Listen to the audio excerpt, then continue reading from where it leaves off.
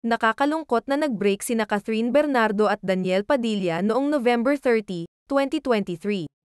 Isa ako sa naiyak at di nila pinatulog sa nakakabiglang announcement. Akala ko nga noong una isa lamang itong masamang panaginip.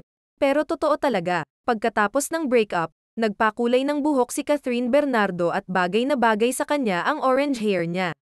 Mas lalo siyang gumanda. Ito ang first public appearance and performance ni Catherine Bernardo at Daniel Padilla sa ABS-CBN Christmas Special pagkatapos ng kanilang breakup announcement.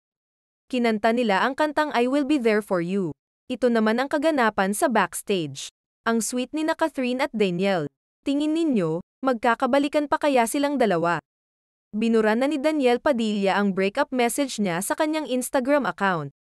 Nitong mga sumunod na mga linggo makikita na tila bumabawi si Daniel Padilla sa kanyang dating nobya.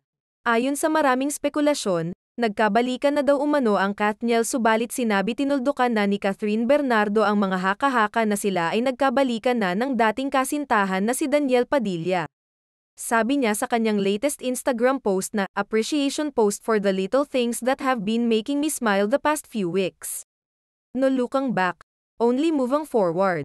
Hindi man direktang sinabi ni Kath ang mga sabi-sabi na di umano'y nagkabalikan na sila ni Daniel, subalit malinaw naman sa kanyang sinabi na hindi na siya makikipagbalikan kay Daniel Padilla. Na nasa hilang process na siya sa tulong ng kanyang pamilya at malalapit na mga kaibigan.